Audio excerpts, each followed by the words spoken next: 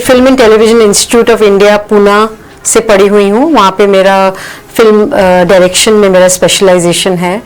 और उसके बाद ग्रेजुएट होने के बाद मैं इंडस्ट्री में नहीं गई, क्योंकि हम लोग वहाँ वैसी वाली फिल्में ही बनाना सीखते हैं जिसमें एक्टर्स होते हैं, मतलब फिक्शनल फिल्म्स। लेकिन मैं इंडस्ट्री में नहीं जाना चाहती थी, क्योंकि मैं थोड़ा अलग ही इंडिपेंडेंट काम करना चाहती थी। 1000 विमेन का एक ग्रुप बन गया था, और वो लोग जो औरतों के ऊपर अत्याचार होता है उसके खिलाफ उन लोगों की लड़ाई थी। तो ज़्यादा लोग उस फिल्म के बारे में जानते हैं। जब हमने इनकलाब दी खेती बनाई, तो शुरू जब मैंने तीसरे दिन से किया, मतलब प्रोटेस्ट जब दिल्ली पहुंचा उसके तीसरे दिन से मैंने शुरू किया। लेकिन उस समय मुझे नहीं मालूम था कि मैं 1 साल तक शूट कर रही होंगी। तो बिल्कुल रिस्की काम होता है ये, कि आप एक कहानी, आप किसी कैरेक्टर को लेके शुरू करें या किसी चीज़ इवेंट को लेके शुरू करें, पर आपको मालूम नहीं कि कितने दिन ये रहेगा। तो मेरा ये मैसेज था कि ये जो किसान हैं वो लोग इनकलाब की खेती कर रहे हैं। इनकलाब की खेती का क्या मतलब है? क्योंकि मैंने देखा कि जिन लोगों के साथ मैं शूटिंग कर रही थी, 13 महीने मैंने किसी को भी शिकायत करते हुए नहीं देखा। और ये बहुत बड़ी बात होती है कि और ये भी बोलते हुए नहीं देखा कि हम जैसे मैं पूछती थी कि आपको क्या लगता है आप लोग जीत जाओगे, ये कानून वापस ले लेंगे? तो कहते हैं हम लोग तो जीते ही हुए हैं, बस ये कब बोलेंगे कि हम जीते हैं, नहीं कि ये लोग कब डिक्लेयर करेंगे कि हम जीते हुए हैं, बट वी आर विक्टोरियस।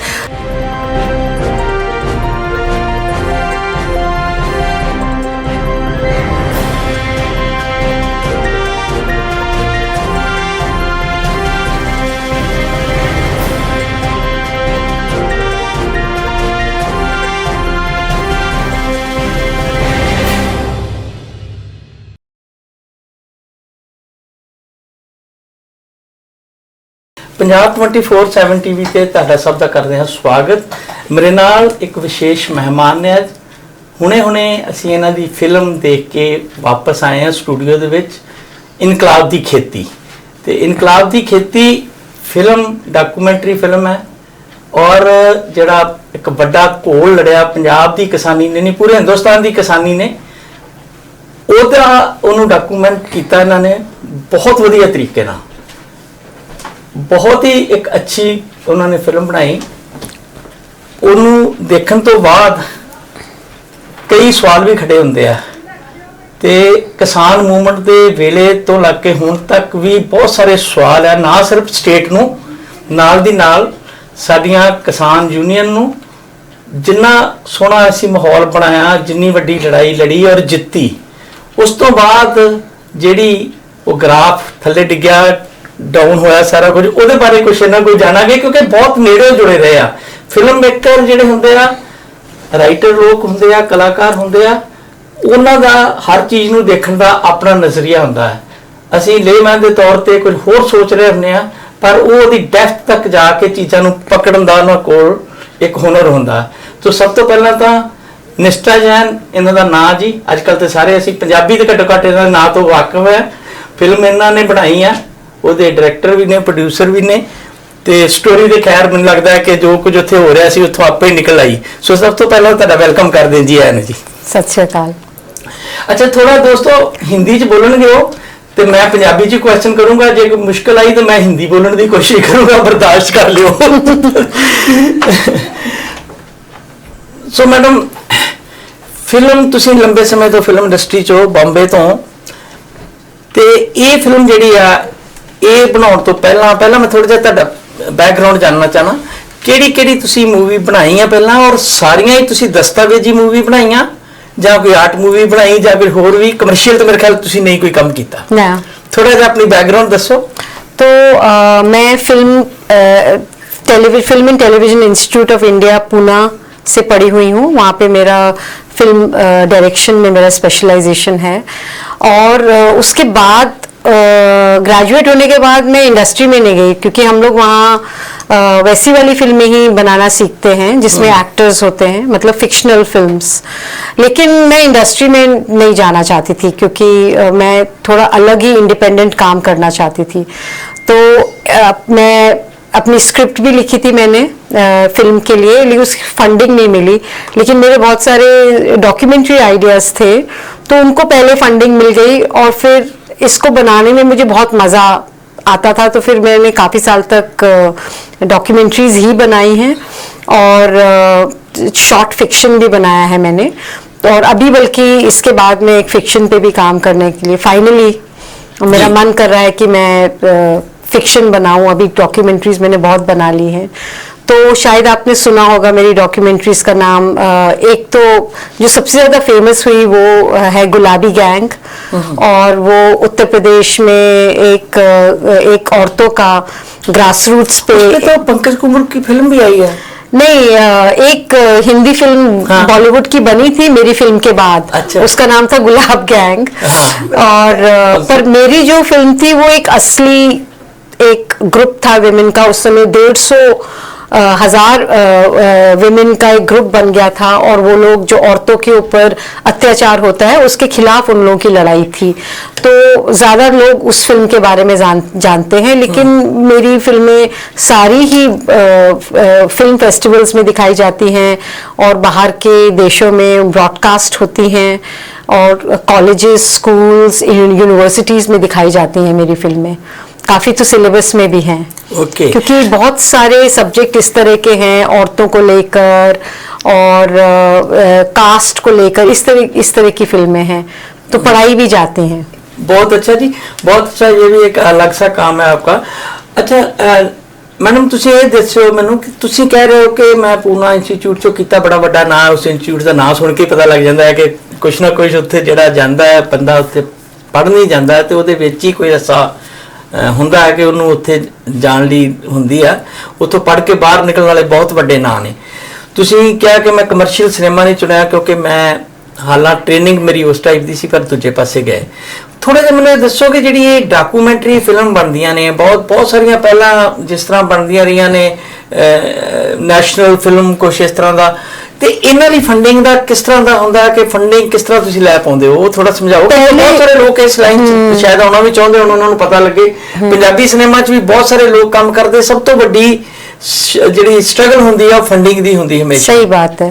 बल्कि हमारे देश में आर्ट फिल्म या डॉक्यूमेंट्रीज की इस समय बिल्कुल भी फंडिंग नहीं है, और डिस्ट्रीब्यूशन भी नहीं मिलता है, क्योंकि लोग जाके फिल्म देखते भी नहीं हैं। तो बहुत मुश्किल है। तो मैं जिस तरह से फिल्म बनाती हूँ, जो मेरा मॉडल है, हम इंटरनेशनल फिल्म ग्रांट्स के लिए अप्लाई करते हैं, पर ये कॉम्पिटिटिव ग्रांट्स होती है, मतलब हजारों लोग उसी ग्रांट के लिए अप्लाई करते हैं। तो एक उसके अंदर ग्रांट मिलना भी बहुत बड़ी बात है। मतलब 1000 एप्लीकेशन में आपकी फिल्म को ग्रांट मिला, तो मतलब आपका प्रपोजल स्ट्रॉन्ग था। तो बहुत मुश्किल है। इस तरह से कई साल लग जाते हैं एक फिल्म के लिए। उसका पैसा, फिर पैसे पहले ही हम लोग शूटिंग भी करना शुरू कर देते हैं, शूट करके फिर हम दिखाते हैं, देखो हम लोग ऐसी फिल्म बनाना चाहते हैं। और डॉक्यूमेंट्री में क्या होता है, आपको पता तो नहीं है कि क्या होने वाला है। जैसे जब हमने इनकलाब दी खेती बनाई, तो शुरू जब मैंने तीसरे दिन से किया, मतलब प्रोटेस्ट जब दिल्ली पहुंचा उसके तीसरे दिन से मैंने शुरू किया, लेकिन उस समय मुझे नहीं मालूम था कि मैं 1 साल तक शूट कर रही होंगी। तो बिल्कुल रिस्की काम होता है ये, कि आप एक कहानी, आप किसी कैरेक्टर को लेके शुरू करें या किसी चीज इवेंट को लेके शुरू करें, पर आपको मालूम नहीं कि कितने दिन ये रहेगा, कैसे रहेगा, आप शूट कर पाएंगे या नहीं, आपके जो कैरेक्टर हैं, जो आपके पात्र हैं, वो वहां रहेंगे। क्योंकि हो सकता है कि जैसे मैं गुरबाज के साथ शूटिंग कर रही थी इस फिल्म के अंदर, हो सकता है वो मूवमेंट छोड़ के चला जाए, तो मेरी कहानी बीच में ही रह जाए। तो इस तरह से बहुत एक रिस्की होता है, लेकिन उसके बावजूद भी मैं कोशिश करती हूँ कि उसको स्टेज नहीं करूँ, जो वास्तविकता है वो ही दिखाऊं, जो असलियत है वही दिखाऊं। तो मुश्किल तो है ये बहुत काम। अच्छा मैडम, सिनेमा है जो डॉक्यूमेंट्री है जहाँ आर्ट मूवी है, पिछले दिन भी एक फिल्म मेकर आए सी, रैपा साहब भी उन्होंने लेके आए सी फिल्म, इतने किसान मूवमेंट के नाल ही रिलेटेड सी। इस तो पहला ਜਿਹੜੀਆਂ फार्मर सुसाइड हो रहे उस उत्ते फिल्म सी। वो कह रहे सी कि लैटिन अमेरिका तो एक कॉन्सेप्ट आया सी, this is not a alternative cinema, this is third cinema. Yes. ਤੁਸੀਂ ਇਹਦੇ ਬਾਰੇ ਕੁਝ ਦੱਸੋਗੇ ਕਿ ਸਿਨੇਮਾ ਦਾ ਇੱਕ ਇਸ ਨੂੰ ਕੀ ਕਹਿ ਸਕਦੇ ਹੋ ਤੁਸੀਂ? ਅਲਟਰਨੇਟਿਵ ਸਿਨੇਮਾ ਕਹਿ ਸਕਦੇ ਹੋ ਜਾਂ ਕੁਝ ਇਹਨੂੰ थर्ड सिनेमा का कोई कॉन्सेप्ट है लैटिन अमेरिका वाला तुसी उन्हें फॉलो कर रहे हो? मतलब वही है, थर्ड सिनेमा का ही कॉन्सेप्ट है और वही हम लोग फॉलो कर रहे हैं, जैसे स्मॉल बजट्स में और without lighting, without special effects, जिस तरह से हम असलियत नेचुरल और एक तो नेचुरल, पर दूसरा उसमें ये है कि आप किस तरह की कहानियां बता रहे हैं। तो ज्यादातर उसके अंदर संघर्ष की कहानियां होती हैं और लोगों की, तो उस तरह से उसको थर्ड सिनेमा बोला जाता है, जिसमें आप एक नई तरह की सोशल सेटअप के बारे में भी आप एक उसके अंदर एक विजन देते हैं। जैसे इसके अंदर भी एक पता चलता है कि किस तरह से लोग एकत्रित होके किस तरह से पावर कर सकते हैं, चेंज कर सकते हैं चीजों को, एक नई तरह से एक लाइफ का सेटअप बना सकते हैं। बड़ा मैसेज, बहुत बड़ा मैसेज है। तो उस तरह की फिल्में होती हैं। अच्छा मैडम, ज्यादातर वर्किंग क्लास से अलाइंड रहती हैं। ਨਾ ਜਿਹੜਾ ਤੁਸੀਂ ਲਿਆ ਇਹਦੇ ਵਿੱਚ ਇਨਕਲਾਬ ਦੀ ਖੇਤੀ, ਇਹਦੇ ਪਿੱਛੇ ਕੀ ਆਈਡੀਆ ਸੀ? ਕਿ ਇਨਕਲਾਬ ਜਿੰਦਾਬਾਦ ਦੇ ਜਿਹੜੇ ਲੈਫਟ ਵਾਲੇ ਨਾਰੇ ਲਾ ਰਹੇ ਸੀ ਉੱਥੋਂ ਇਨਸਪਾਇਰ ਹੋਏ, ਜਾਂ ਫਿਰ ਤੁਹਾਨੂੰ ਇਹ ਐਗਰੀਕਲਚਰ ਜਾਂ ਫਾਰਮਰ ਚ ਜਾਂ ਪੰਜਾਬ ਦੇ ਕਿਸਾਨਾਂ ਚ ਕੋਈ ਇਸ ਤਰ੍ਹਾਂ ਦੀ ਚੀਜ਼ ਨਜ਼ਰ ਆ ਰਹੀ ਸੀ ਕਿ ਇਹ ਸਾਡੇ ਫਿਊਚਰ ਦੇ ਕਿਸੇ ਵੱਡੇ ਇਨਕਲਾਬ ਲਈ ਇੱਕ ਫਾਊਂडेशन ਬਣਾ ਸਕਦੇ ਆ? बिल्कुल। तो जैसे देखिए, आप किसी भी जगह इवेंट हो रहा है, बहुत सारे लोगों ने उसकी शूटिंग भी की, किसान आंदोलन की न्यूज़ रिपोर्ट्स भी आई, लोगों ने फिल्में भी बनाई, लेकिन इतने सारे लोग फिल्म बना रहे थे। पर मैं अगर ये फिल्म बना रही हूँ, अपना टाइम लगा रही हूँ, अपना पैसा लगा रही हूँ, तो मैं उन लोगों से क्या अलग इसमें दिखाना चाह रही हूँ? ये तो बहुत जरूरी है, क्योंकि सबकी फिल्में एक जैसी, उसका कोई मतलब नहीं है। तो मेरा इसके अंदर, मैं इस फिल्म के साथ क्या कहना चाह रही हूँ, तो मेरा ये मैसेज था कि ये जो किसान हैं वो लोग इनकलाब की खेती कर रहे हैं। इनकलाब की खेती का क्या मतलब है? क्योंकि मैंने देखा कि जिन लोगों के साथ मैं शूटिंग कर रही थी, 13 महीने मैंने किसी को भी शिकायत करते हुए नहीं देखा।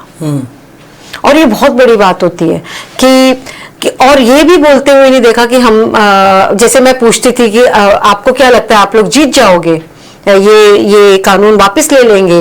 तो कहते हैं हम लोग तो जीते ही हुए हैं, बस ये कब बोलेंगे कि हम जीते हैं, नहीं कि ये लोग कब डिक्लेयर करेंगे कि हम जीते हुए हैं। बट वी आर विक्टोरियस क्यों है? क्योंकि सच हमारे साथ है, और सच तो जीता ही हुआ है, चाहे आप सच माने या ना माने, सच ही जीता हुआ है। तो इस तरह के बहुत सारे मैसेजेस, इंस्पिरेशंस मुझे उन लोगों से मिल रहे थे। और इनकलाब की खेती का क्या मतलब है? उसके लिए, इनकलाब की खेती के लिए आपको क्या चाहिए? आपको पेशेंस चाहिए, आपको मतलब ये नहीं कि हाँ अरे कुछ नहीं हुआ, हार के चले गए जल्दी। चाहिए कि आप वहां पे टिक सकें, ये टिकने की क्षमता चाहिए।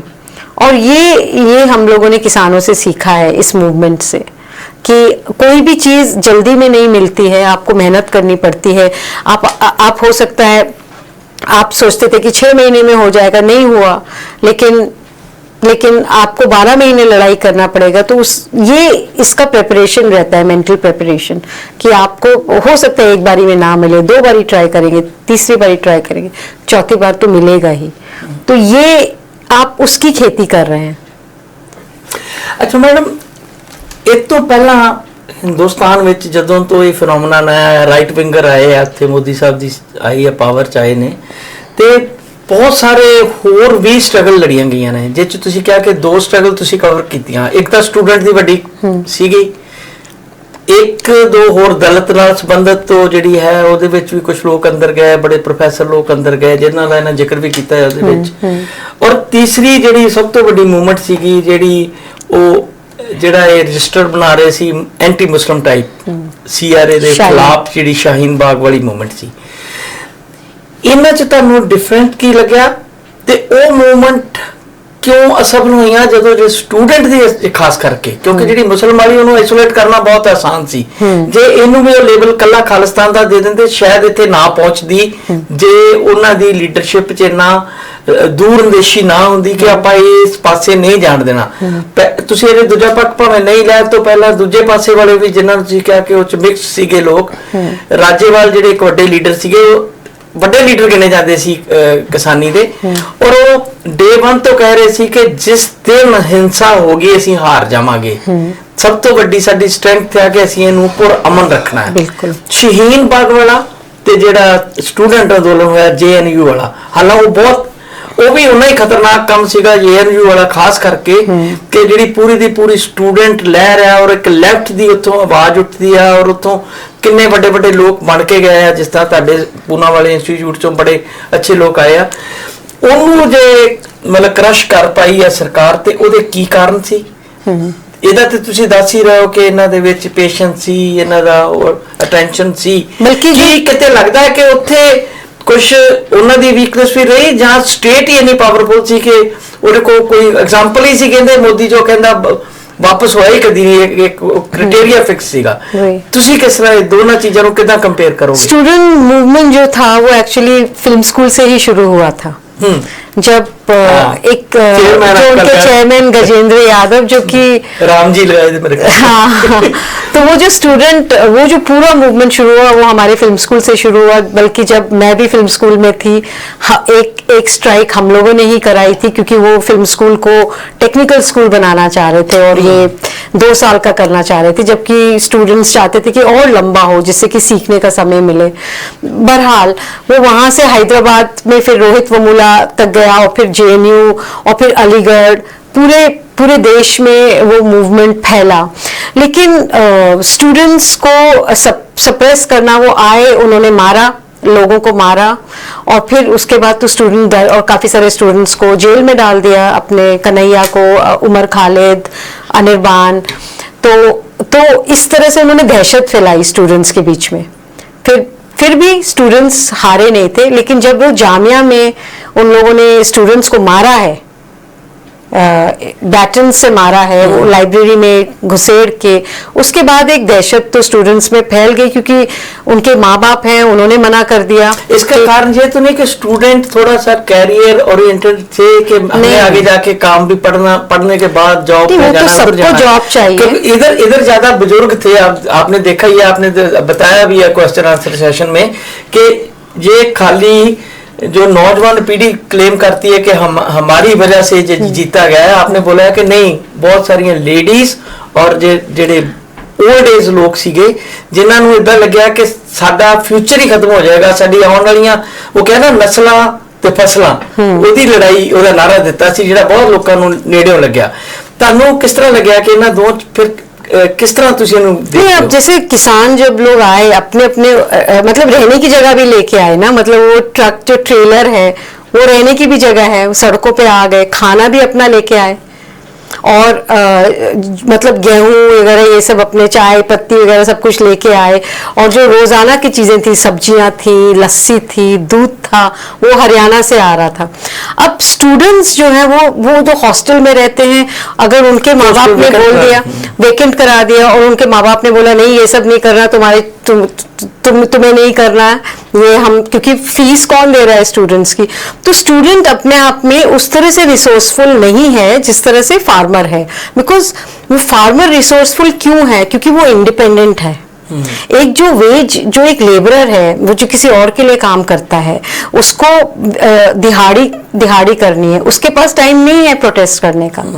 तो किसान जो आए हैं, किसान लोग आए हैं प्रोटेस्ट करने के लिए, क्योंकि हो सकता है उनके लिए दिहाड़ी कोई और कर रहा हो, या उनका कोई फैमिली मेंबर कर रहा हो, और इंडिपेंडेंट है, उनके ऊपर किसी का डर नहीं है, वो किसी और के लिए काम नहीं करते। तो ये बहुत सारे फैक्टर्स हैं जिसमें किसान, क्यों हमारे यहाँ वर्कर्स, अगर वर्कर्स स्ट्राइक करें कितने दिन तक कर सकते हैं?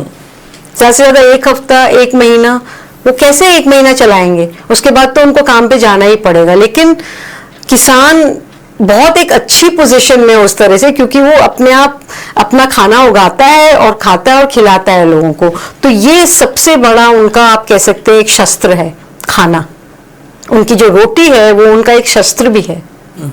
पर मैडम, जो स्टूडेंट होते हैं उनका जो सोचने का ढंग है, उनका जो लेवल है, बिकॉज वो एजुकेटेड लोग होते हैं, इनमें से तो ज़्यादा लोग थे जो पढ़े ही नहीं, बहुत कम पढ़े हुए थे, और वो उनमें से इतनी मैच्योरिटी कैसे आई कि वो डंकल की बात भी कर रहे हैं वहाँ पर बैठे, WTO की बात भी कर रहे हैं और दूसरी चीज़ें भी कर रहे हैं, वो सारी चीज़ कहाँ से आई उनके पास? देखिए, एक तो ये बिल्कुल गलत है ये बात सोचना कि जो एक गांव का आदमी है वो अनपढ़ हो सकता है, लेकिन वो उसके अंदर विजडम है, वो बहुत सारी चीजें जानता है जो कि एक स्टूडेंट किताब से पढ़ के उसको, वो तो किताब से ही पढ़ते हैं ना, पर ये लोगों ने अपनी जिंदगी के जो एहसास किए हैं उससे उन लोग का वो लोग सीख लेते हैं।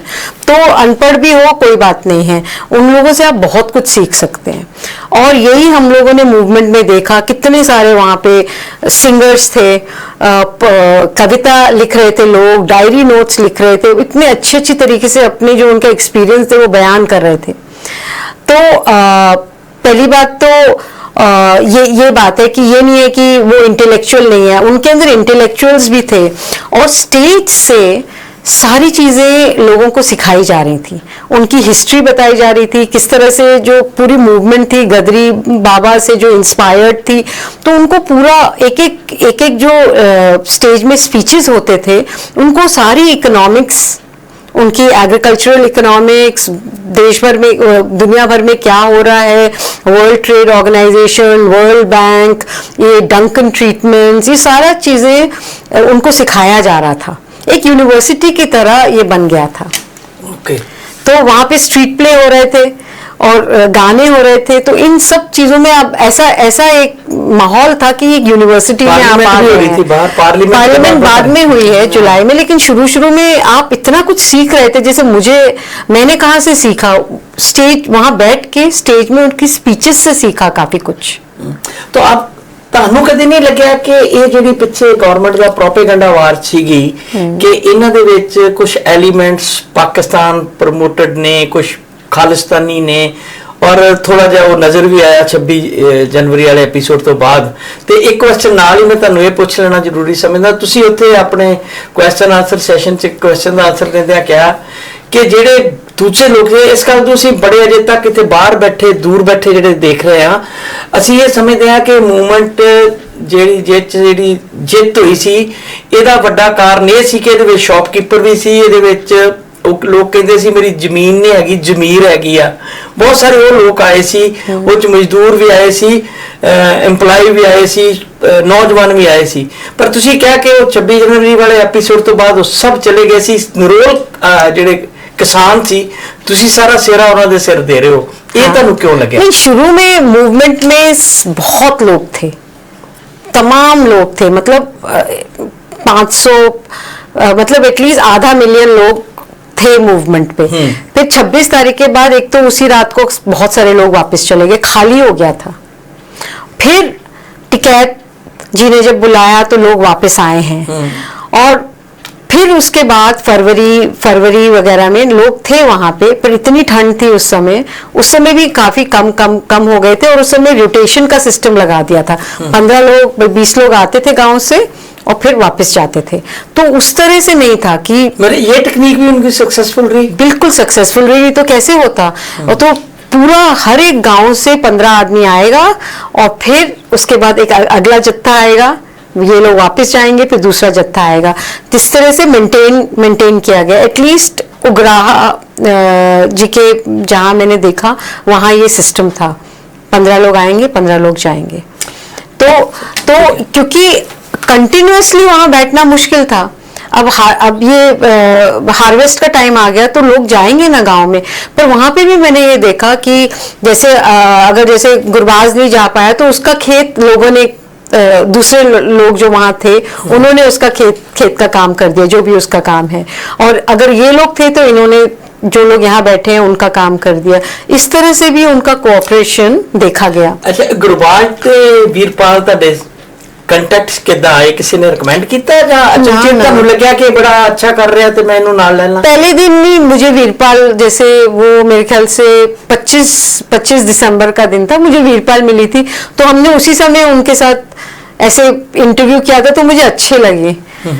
तो फिर उसके बाद में कॉन्टैक्ट, आपके पास विजन है बात करने का, क्योंकि वो पूरी फैमिली ही उनकी सोशलिस्ट बैकग्राउंड से है। वो लोग फार्म यूनियन से बहुत दिनों से एसोसिएटेड थे, उनके फादर पूरा लेफ्ट लीनिंग उनका फैमिली था। तो मुझे काफी अच्छे लगे दोनों सिस्टर्स।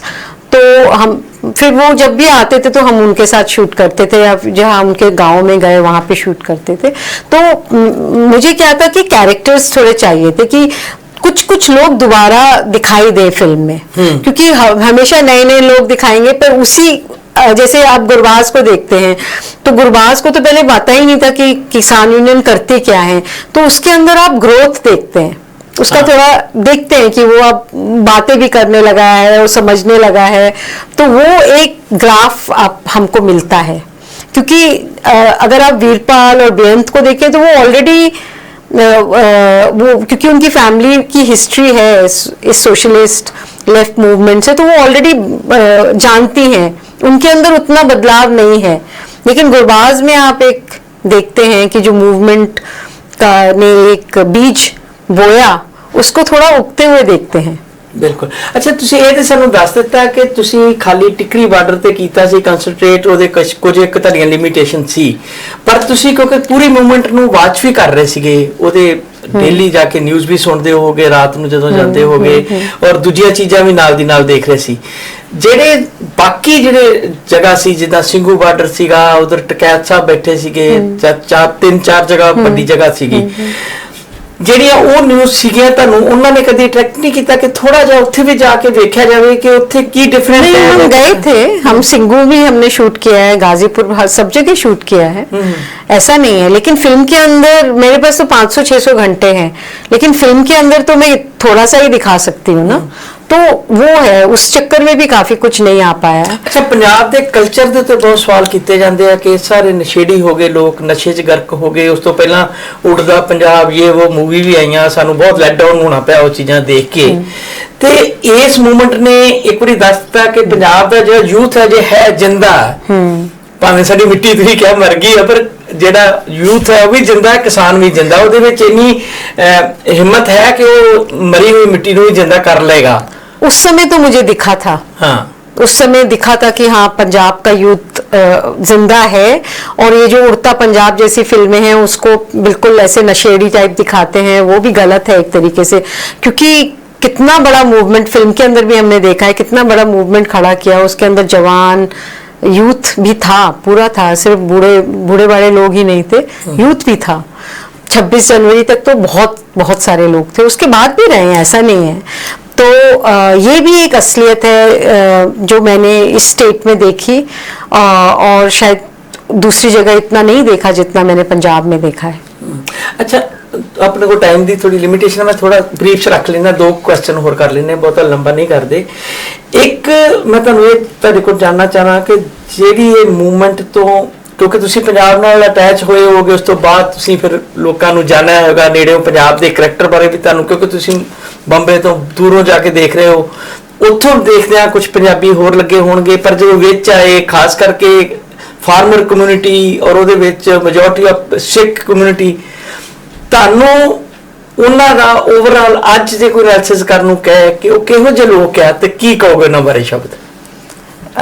सॉरी, फिर से पूछिए मुझे, ये लास्ट पार्ट क्या पूछा?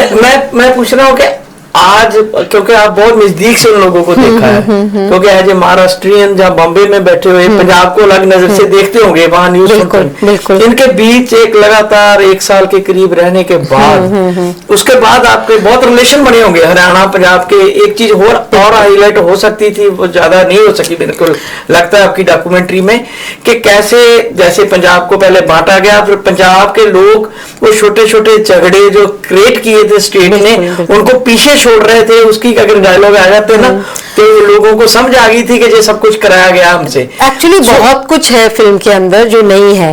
अब जैसे हरियाणा और पंजाब का ही अगर झगड़ा लिया जाए तो बहुत आप बोल रहे हैं बहुत महत्वपूर्ण है, लेकिन जैसे मैंने फिल्म बनाई है एक जनरल ऑडियंस के लिए, तो इतना सारा हम लोग डिटेल में जाएंगे तो उनको हिस्ट्री बताना पड़ेगा, पंजाब और हरियाणा की हिस्ट्री। तो मैं सवाल आपसे इसलिए पूछ रहा हूँ, मैं खुद महाराष्ट्र में पढ़ा हूँ, मैंने औरंगाबाद से। तो मैं आपको एक बताना चाहती हूँ कि शूटिंग के बीच में मैं जब वापस महाराष्ट्र जब घर गई तो चौकीदार बैठा हुआ था, तो वो है ना ऐसे ही मेरी बात हुई, आप कहाँ हैं, तो मैं बोल रही थी कि मैं आजकल वहाँ पे शूटिंग कर रही हूँ। तो बोलता नहीं नहीं ये सब किसान तो टेररिस्ट हैं, मैं तो वॉचमैन।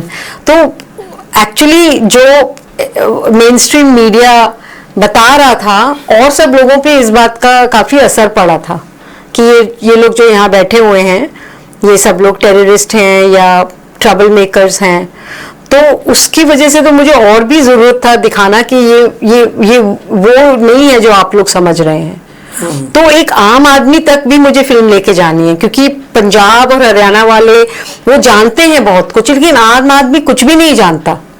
तो मैंने ये जो फिल्म बनाई है वो बिल्कुल एक ऐसे व्यक्ति के लिए बनाई है जो पंजाब, हरियाणा, इंडिया के बारे में नहीं जानता। समझ रहे हैं आप? बिल्कुल। और ऐसे लोग भी देख रहे हैं जिन्होंने भगत सिंह का नाम भी नहीं सुना है। तो it is not a specialised film. अगर वाकई में इस मूवमेंट पे फिल्म बनाई जाए तो वो 9-10 घंटे की फिल्म होनी चाहिए सारे डिटेल में जाने के लिए। ये आप सोच सकते हैं कि ये बिगिनर्स के लिए है।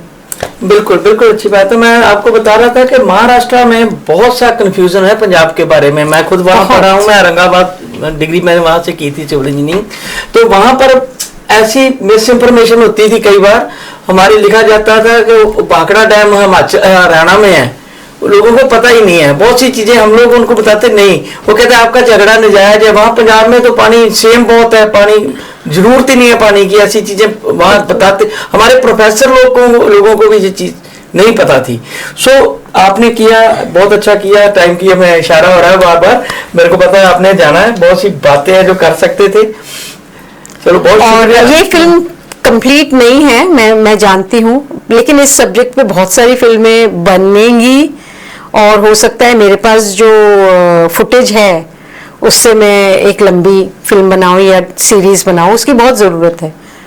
पर मैं 2-3 भी हो सकती हैं। हाँ, उसको अलग से बनाना पड़ेगा। तो ये इतना बहुत जरूरी था ये खत्म होने के बाद कि एक फिल्म आए और लोग देखें। तो इसका इतना काम था वो हो गया है। अब आगे डिटेल में और होना चाहिए। टाइम आपको और भी क्लैरिटी होगी इसके बारे में, मूवमेंट के बारे में। वैसे तो तब भी होगी, अब तो और ज्यादा क्लैरिटी होगी। अच्छा, मेरे को एक लास्ट सवाल का जवाब है। हमारी कम्युनिटी में बहुत से लोग कहते हैं कि हम लोग पंगेबाज हैं, बात किसी और की होती है, झगड़ा हम ले लेते हैं। आपको कैसे लगता है? मैंने पहले जो सवाल पूछा, पंगा लेना तो बहुत जरूरी है। देखो ना, 378 आई गई, हाँ। कहीं से आवाज नहीं आई, थोड़ी बहुत आई तो पंजाब से आई। बिल्कुल। कोविड में पंजाबियों का जो रोल था, जैसे भी मूवमेंट अलग अपनी जगह है, हाँ। दूसरा रोल जो है पॉजिटिव रोल है, उसको बहुत बताया नहीं जाता। हमारे नेशनल मीडिया पर तो बिल्कुल ही नहीं आता। नहीं, पहले बात तो पंजाब का ओवरऑल कैरेक्टर आपको कैसे लगता है, पंजाबी लोग कैसे लगते हैं, मैं ये पूछ रहा था। ये तो मेरी पूरी फिल्म ही इसी चीज के बारे में है। तो मतलब यहाँ पे लोग डरते नहीं है, और जो उनको वो ऐसे डरते नहीं कि हम ये सवाल क्यों नहीं उठा सकते। और इसको पंगा नहीं कहना चाहिए, जो सच है हमको बोलना चाहिए। मैं भी अपनी फिल्म के थ्रू एक सच बोल रही हूँ। तो लोग कहते हैं आपको डर नहीं लगता है क्या? पर अगर सभी लोग डर के बैठ गए तो फिर कौन सरकार से सवाल करेगा? तो मुझे लगता है कि हमारी ड्यूटी है कि हमें सवाल करने चाहिए, और मुझे लगता है पंजाबी लोग करते हैं। तो मैं उसको पंगा नहीं बोलूंगी, मैं कहूंगी कि वो अपनी ड्यूटी पूरी करते हैं। एक और चीज मैंने देखी कि जैसे आपने बोला कि महाराष्ट्र वालों को पंजाब के बारे में नहीं मालूम, लेकिन पंजाब वालों को महाराष्ट्र के बारे में ज्यादा मालूम होगा। तो मुझे लगता है कि पंजाब वाले थोड़े ज्यादा पढ़े लिखे हैं उस तरीके से, चाहे वो अनपढ़ भी हो, लेकिन उनको जानकारी ज्यादा है। तो ये बहुत जरूरी है। तो मैं काफी इम्प्रेस्ड हुई थी कि कितना लोग जानते हैं चीजों के बारे में, और अपने एनवायरनमेंट के बारे में तो जानते ही, और चीजों के बारे में भी जानते हैं। और लंगर कराने के लिए शाहीन बाग में कौन गए थे? डीके उग्राहा का ही ग्रुप वहां पे था, उनको सपोर्ट करने शाहीन बाग में। उन्होंने वहां पे लंगर लगाया था।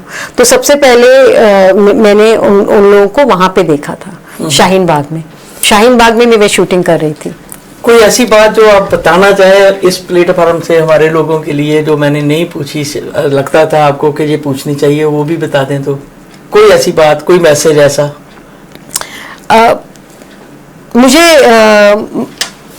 मुझे लगता है कि ये जो मूवमेंट रही है, पूरी दुनिया में लोग, मैंने अपनी फिल्म के थ्रू एक्सपीरियंस किया, जब मैं अपनी फिल्म लोगों के पास लेके जाती हूँ, चाहे वो हंगरी हो, रशिया हो, नेदरलैंड्स हो, अमेरिका हो, तो लोग इतना ज़्यादा प्रेरित होते हैं।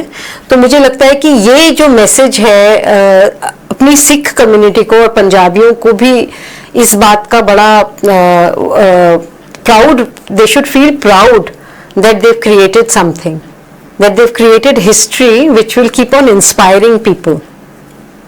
Good, thank you very much निष्ठा जैन, आपका आपने बहुत सी बातें अच्छी बताई हमारे पंजाबियों के लिए खास करके।